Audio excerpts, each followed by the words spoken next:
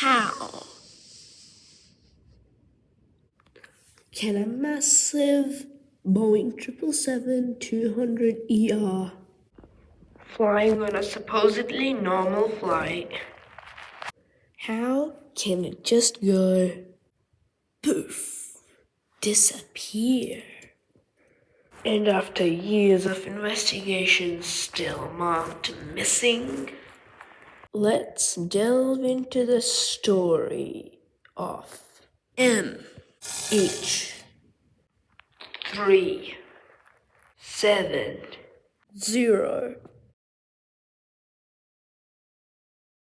On the evening of 7th May 2014, in Kuala Lumpur International Airport, a Boeing 777-200ER operating for Malaysian Airlines with registration 9MMRO was standing at the gate. It was going to be flying from Kuala Lumpur to Beijing as Malaysian Airlines MH370. 239 people would be on board. This was going to be supposedly a normal flight. It was scheduled to depart at around midnight, and it did depart at around midnight. But it was scheduled to arrive at Beijing the following morning at 6:40 a.m. local time, but it never did. It was scheduled to take off at 12:35 a.m. local time. When the aircraft was ready for pushback, MH370 contacted Kuala Lumpur Air Traffic Control. Delivery Malaysia 370, good morning. Malaysia 370 is set to Beijing via Pibos Alpha departure, 6,000 feet, squawk 2157. Malaysia 370, good morning. You want requesting push and start. Kuala Lumpur, morning, pushback and start to runway 3 to right, exit via Sierra 4. Pushback start to right, exit Sierra 4, BRB 239 Mike Romeo Oscar. At around 12:27 a.m. local time, MH370 began pushing back from the gate.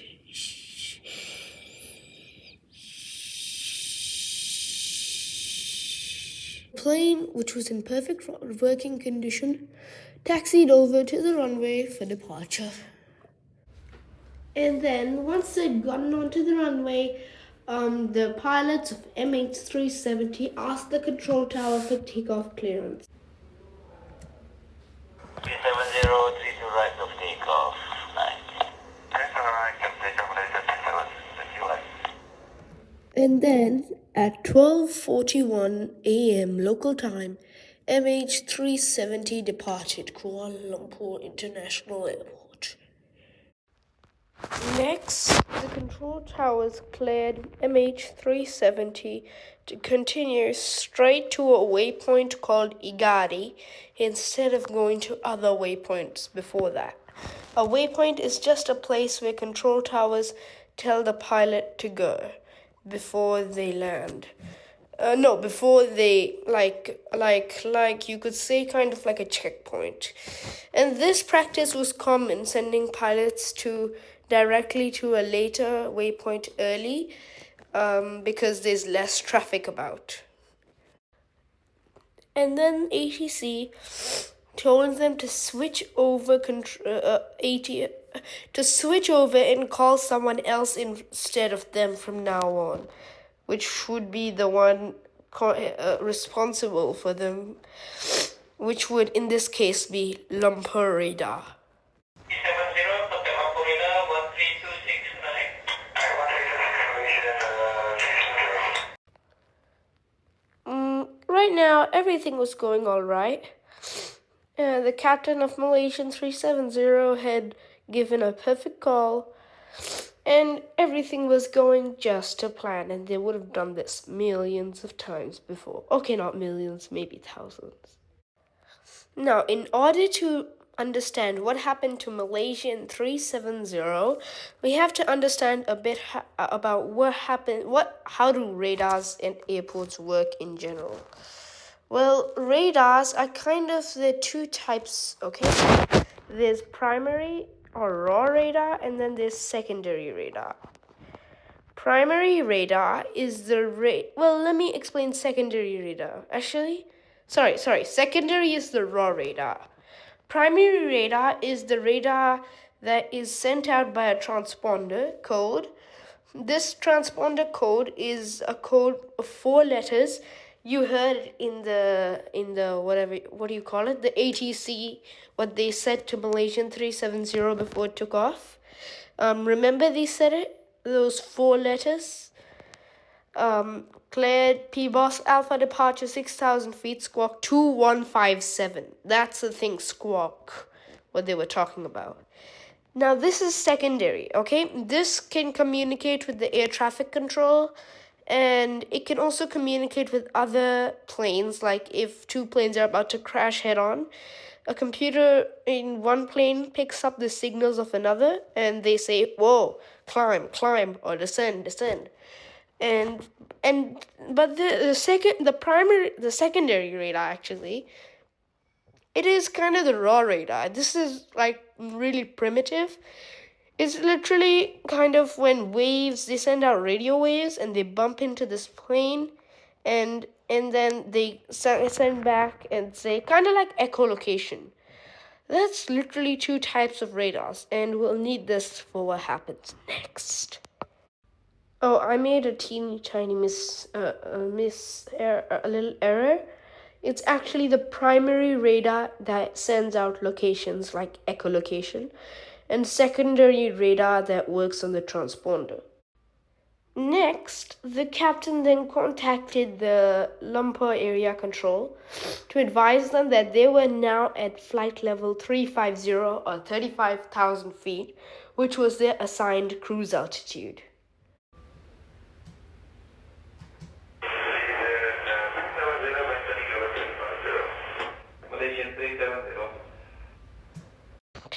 Okay, you need to know here, this was not a necessary call for the captain to make. It was kind of more like a courtesy, and you can still see in his voice that he was still kind of relaxed, and I don't know what. But then, 7 minutes later, the captain called back and told the very same thing.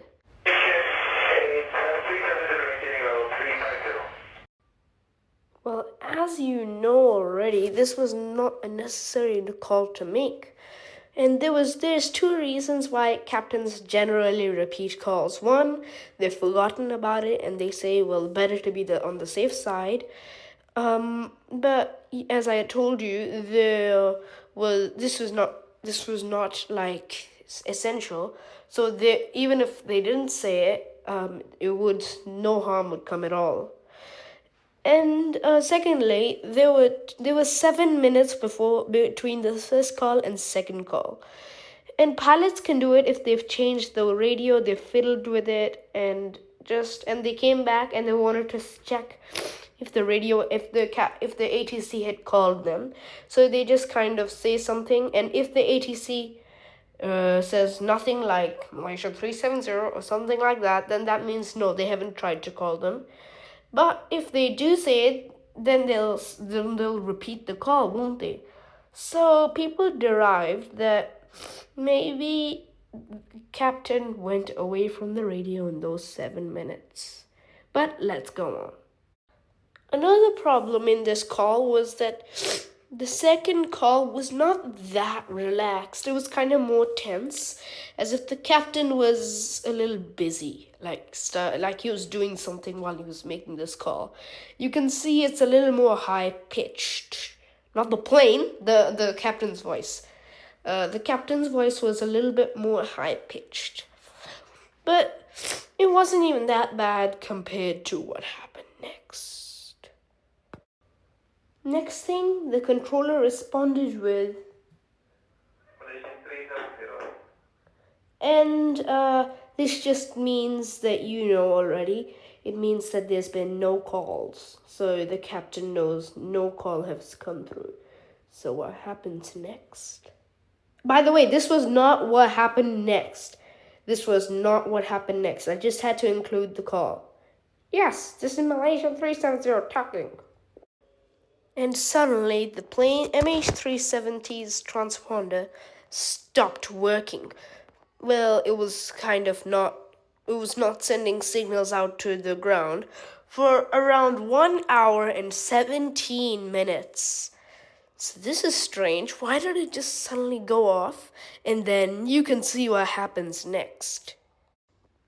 And then at around 1:19 a.m., the Lumpur radar it kind of contacted Malaysian 370.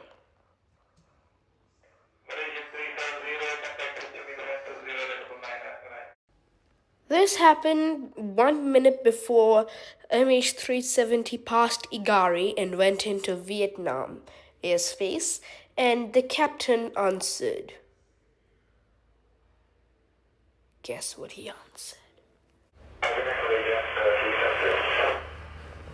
And now suddenly, the part of the transponder that gave the extra information was switched off. And the only way to switch off only that was in the cockpit. You have to turn the knob from RALA to altitude off. Around 30 seconds later, all of the transponder just turned off. And then, at once, instead of continuing straight and turning right, just at the border between Malaysia and Vietnam airspace, the Malaysian Airlines Flight 370 began a massive left turn. In fact, this was so big that Boeing tried to replicate this, and they realized you would have needed to turn off the autopilot to do such a tight turn. Because autopilot cannot let the bank angle go very high. So now someone had started interfering with the plane. This tight turn also avoided an area known as it's called Thai military. It's like a Thai military airspace. So any plane that went in without a working transponder would be yelled at, kind of. Imagine yelled at by missiles. Not missiles, I mean, they would contact it and ask for it. And whoever was now in charge did not want any contact. Heading directly opposite. They did a 180-degree turn and was heading opposite to where they were supposed to be going. What also happened was that when they tried to contact Malaysian Airlines Flight 370, because contact, if the transponder had just been turned off, then it would come back and say yes. The control tower would receive a message saying transponder off or something like that. But what happened is when the auto message was sent out to MH370, nothing came back at all. And the most likely way for that was, well, the only way, in fact, for that was that to turn off all the electrical power sources, including the APU and starting up their ram air turbine, so that only the essential power sources would still be going, and then sorry for that, and then that connection would not be able to go through. But this would turn off most of the lights in the cockpit and the crew. And that reminds me, as for the crew and the passengers, no one knows what happens. But it's possible that if whoever was in charge just turned off the pressurization, then oxygen masks would come down and the passengers would wear them, but the oxygen masks only last for around 20 minutes. However, in the cockpit, there is an extra set of oxygen masks that last for 22 or 24 hours. In fact, 25 even. So while everyone back there would have died from depressurization, the one in the front would have continued flying without a problem. Now, we don't know who that guy was, or girl. We don't know at all. Nothing. But we don't even know if this is what happened to the passengers. We need to find the wreck first. But let's keep going. Oh, now, by the way, this is only being detected by primary radars. Remember the one I told you? The secondary radar is not detecting all of that bank turn. And now they're going kind of towards the Gulf of Penang. And the mobile station, even though pilots are supposed to keep their mobile phones powered off, a mobile signal was detected from this plane over the Gulf of Penang, and it was later on confirmed to be from the first officer, as if he was trying to make a call, but it only lasted for a short time. But, okay, let's keep going.